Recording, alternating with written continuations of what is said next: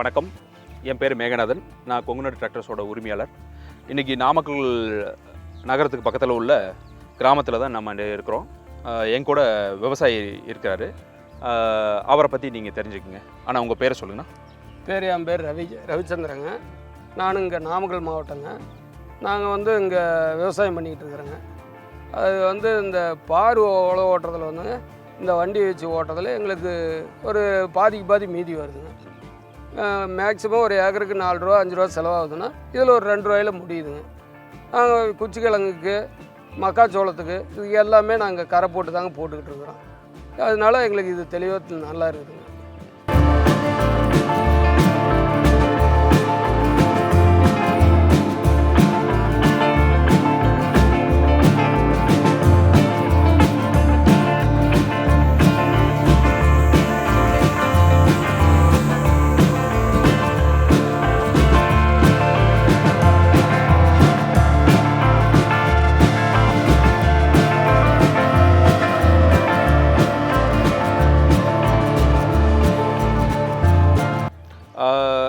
அவர்கிட்ட இன்னும் பல விளக்கங்களை பெறறதுக்கு இதுக்கு முன்னாடி நம்ம டிராக்டரை பயன்படுத்திகிட்டு இருந்ததுன்னு பார்க்கும்போது நம்ம 45-50 HP டிராக்டரை விவசாய நிலத்தில் பயன்படுத்தும் போது பார்த்திங்கன்னா உழவுக்கும் அறுவடைக்கு மட்டும்தான் டிராக்டரை பயன்படுத்திகிட்டு இருந்தோம். இப்போது இன்றைக்கி ஆள் பற்றாக்குறை இருக்கிற சூழ்நிலையில் பார்த்திங்கன்னா மற்ற வேலைகளுக்கும் டிராக்டரை பயன்படுத்த வேண்டிய இடத்துல நம்ம இருக்கிறோம். அதில் ஒரு பகுதி தான் அந்த நிலத்தை உழவுக்கு அப்புறம் பயிருக்கு தகுந்த மாதிரி அதை பக்குவப்படுத்துறது தான் அந்த பார் போடுற வேலைக்கு நம்ம டிராக்டர் தேவைப்படுது. தண்ணி பாய்க்கிறதுக்கு, இப்போ ஃபார் எக்ஸாம்பிள் மழை நீரை மட்டுமே நம்பி இருக்கிற பயிருக்கு பார் போட தேவையில்லை. நிலத்தடி நீரோ அல்லது கிணற்று பாசனமோ இருக்கும்போது அதுக்கு ஒரு பார் அமைச்சு அதில் விவசாயம் பண்ண வேண்டியது இருக்குங்க.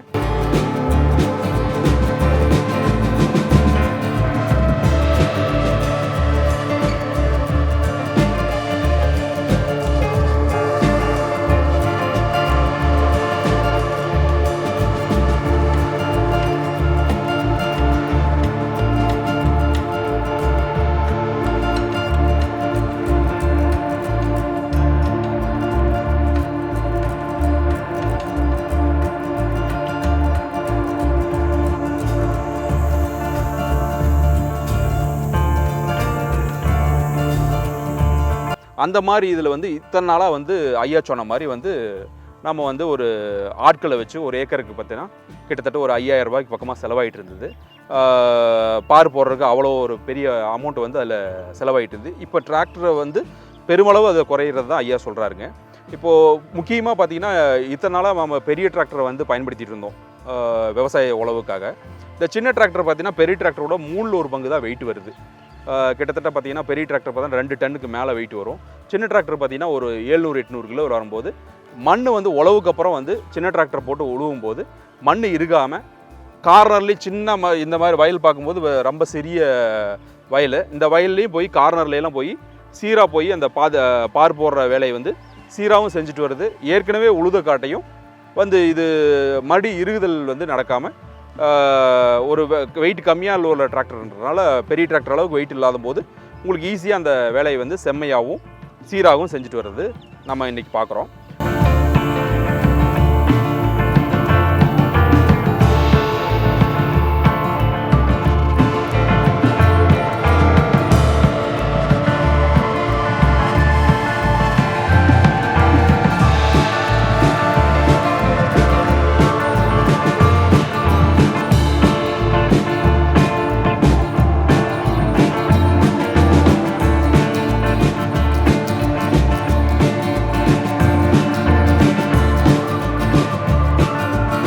ஐயா, அப்போ உங்கள் இதுக்கு முன்னாடி நீங்கள் இதை வச்சு பண்ணிட்டு இருந்தீங்க, அதில் ஆளுகளை வச்சு பண்ணிட்டு ஆளுகளை வச்சு பண்ணும்போது ஒரு ஏக்கருக்கு எவ்வளோ செலவாகுங்க?